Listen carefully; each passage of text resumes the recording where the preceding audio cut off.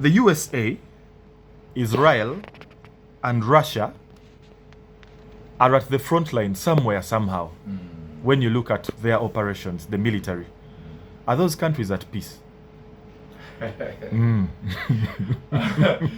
know, as a student of the masters, I've just finished my masters Wow. in good governance and leadership. Congratulations. And my thesis was about geopolitics, the SDGs and the countries' policies, presidents, how they operate, parliament, all the systems, world leadership and governance systems. Somehow there is no peace. Israel and Iran, the Palestinians, that corridor, all of it. Lebanon. So somehow, I don't know, because those regions, you know, Africa, Middle East, we need prayers. And somehow, yet we are blessed with natural resources. So I must say there is no peace. And why? Because Iran, for the last 40, 50 years, has been preparing herself to build, according to the US, it claims they're building nuclear weapons. Weaponry. And weapons of mass destruction. So United States fears that any country that intends or prepares or builds capacity to that extent that could threaten world peace, that country should be shut down, administration and that leaders should be either, they should do anything. Erased. That was the word sometime. That is Trump. I want to say South Africa tried, but they were able to listen to the United States to be able to destroy their project on nuclear development. And they said we are building nuclear for energy, not for militarization. Just like Uganda has the Nuclear Energy Council. Exactly. So somehow Uganda has natural resources to build nuclear. But somehow, I don't know how the president will dialogue with those people and convince them that Uganda is not building a nuclear for war, for defense, or for, you know, to be like North Korea. North Korea has Pyongyang nuclear project, and they are testing in long-range nuclear missiles, and you know, and that is creating, according to the United States, that is a threat, but also to us, but also to the United States. There are nuclear piles of over 5,000 plus. That is a threat to me, to the rest of the world. And I went to the United States in 2024, and I explained, I was on that same panel with President Biden, the president of the United States by then. And I told President Biden in his face, and to the addressing America, it is on record this young man did. And I told America that why Africa is, we have the natural resources, but we cannot make these things. We still believe that building piles of dangerous weapons will kill innocent people.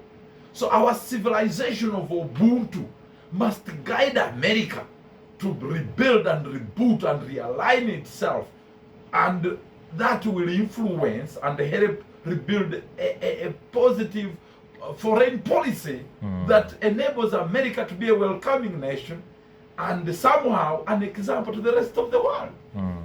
So the question you have asked, I answered it actually at the United Nations several years ago.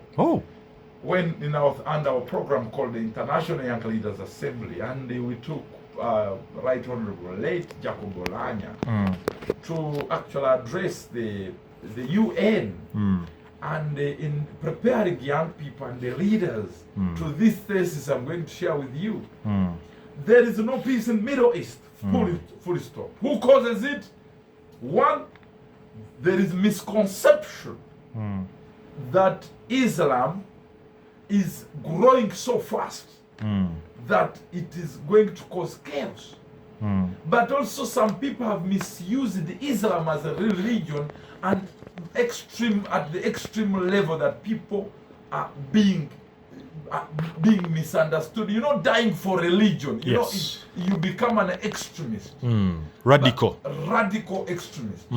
And now Al-Qaeda and all that nonsense, they are getting investors. Can you imagine? Governments are funding them. Yeah. To misdirect the true teachings of Muhammad, peace be upon him. They are adding certain things to the doctrine of Islam. Islam means peace. So that's why I'm saying misconception. Yeah. People are radicalizing our religion, weaponizing it from peace to radicalism, to terrorism. And so the 9/11 attack on World Trade Center was the impact and the caused anger of President Bush Jr. to go and attack Iraq.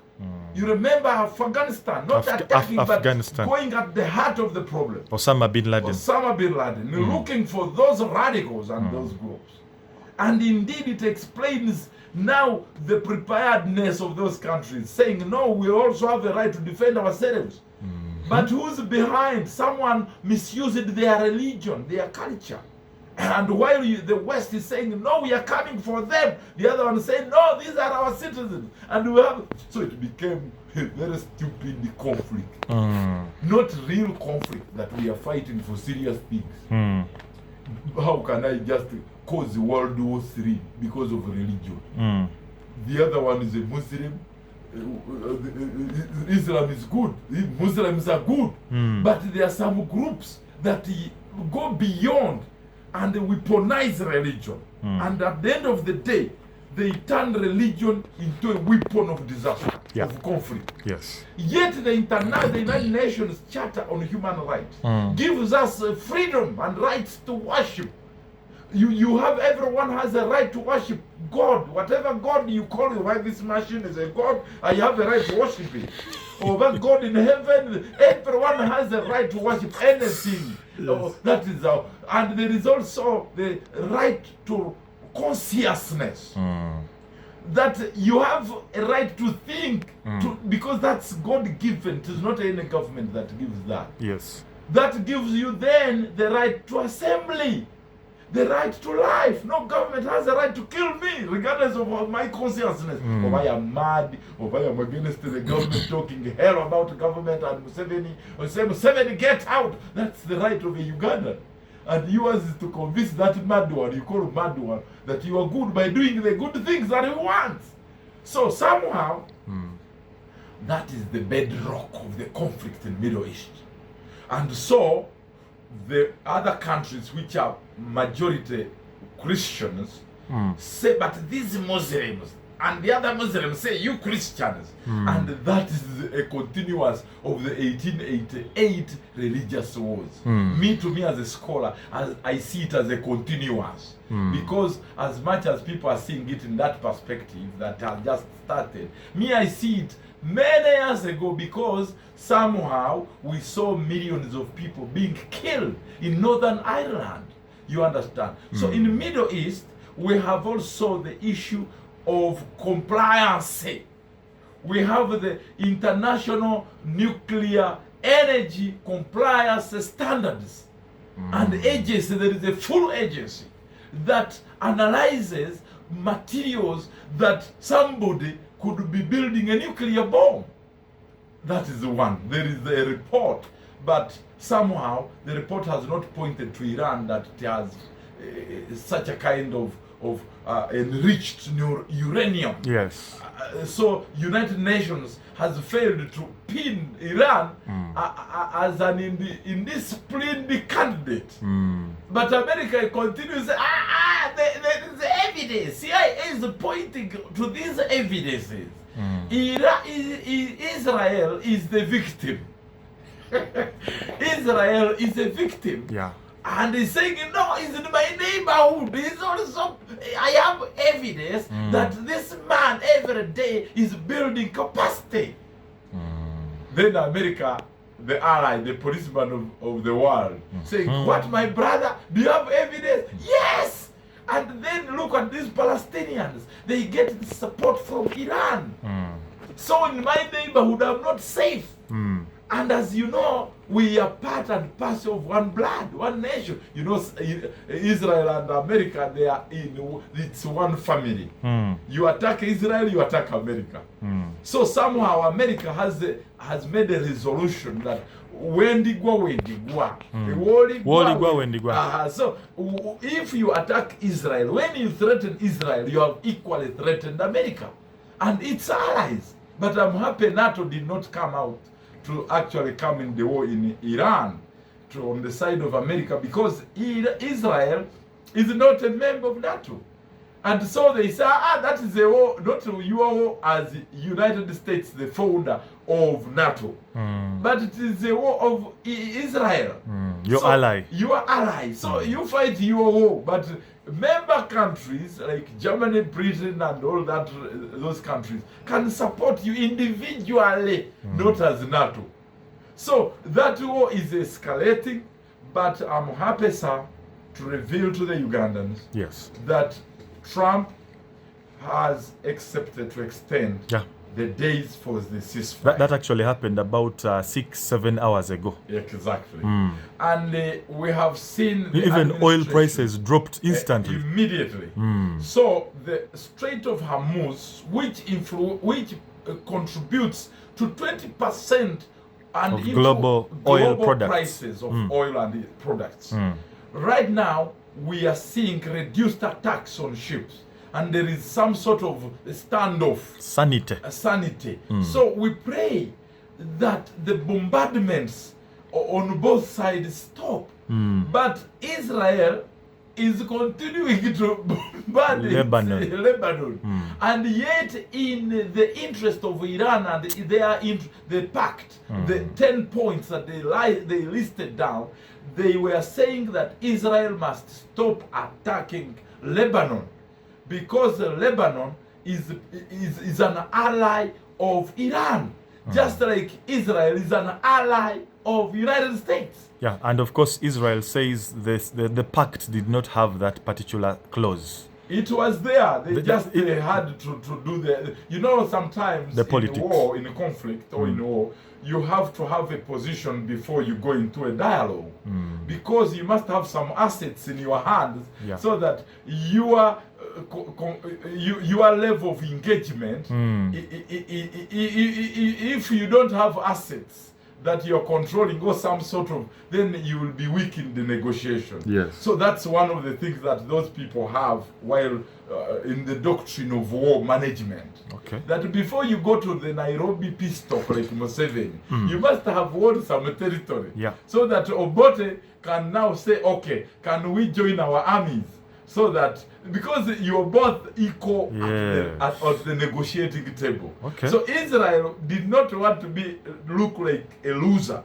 It wanted to now go in and hit this Lebanon and somehow weaken the military allies to Iran. Remember, there is that Houthis and the rebel groups that are in that corridor, and they support the administration of Iran, and they are disturbing Israel.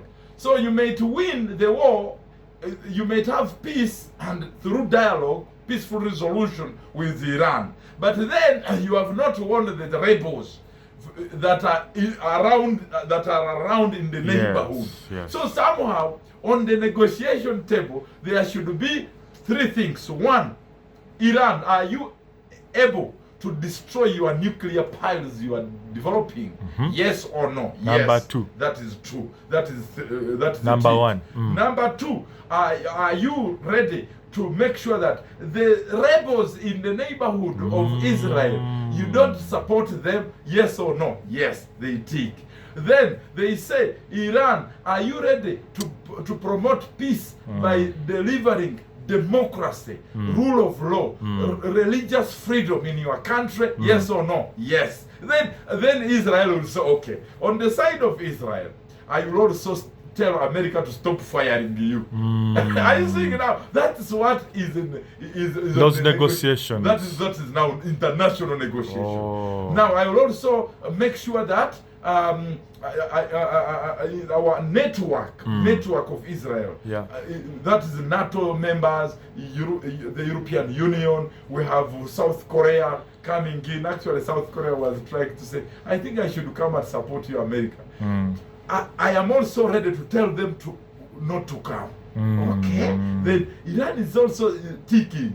Okay. Now it also says increasing the budgeting in technologies that would hamper your defense as Iran, because Israel has a lot of technology and one of the best spy networks in the world. Yeah. I will stop investing heavily to neutralize to disturb your administration. You remember they had to assassinate all the leaders, the whole structure of Iran. Yeah. So I accept that I will never again destabilize your country by investing and responding negatively to your systems. Yes or no? Yes. That's how that region will become peaceful. But as I conclude on this point, the Global Peace Index is showing Israel as one of the most insecure, unstable countries in the world. Iran the same. Iraq there, Afghan, DRC, it doesn't make sense. And with such a kind of leadership of Netanyahu, he has lost it. There was room to negotiate, not to go for war. There was a need to first discuss. Then when you fail, then you can say, okay, let us go to offensive or to defensive, whoever would. So somehow they broke rules of engagement. They actually abused the international law, because Israel, under the normal circumstances, it was not necessary for America to join this war. It was not the right time. And President Trump has just realized it. You change even your ministry to Department of War. You now launch very serious, and there is no plan. They just found Trump after winning election 1, 2, 3 months. Please, we are going for war. How? The generals are realizing this was a useless war. There was no plan. There was no budget. Now they are disturbing the Senate. We want 2 trillion. Man, there was no plan. And there was no conflict. America had no very serious conflict with Iran.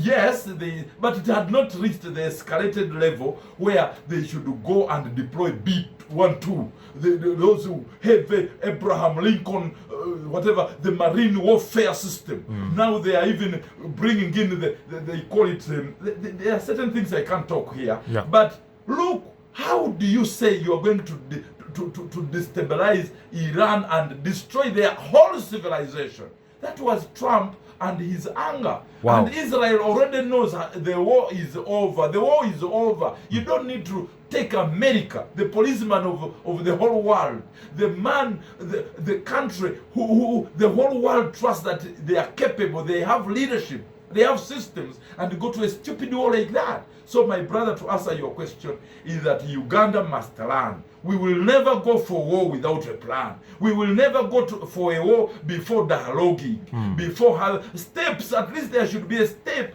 or steps where we say we gave it a chance. We gave peace a chance, and both of us failed. And our people signed in the parliament that we should go for a war. But Senate had not approved that we should go for a war. And now it became Trump's war, Netanyahu's war, that is now causing conflict to the rest of the world. And now everyone, the 8 billion people, are suffering because of weak leadership, lack of oversight, lack of dialogue, lack of reconciliation, and humility is lacking. And now everyone is paying the price. Wow.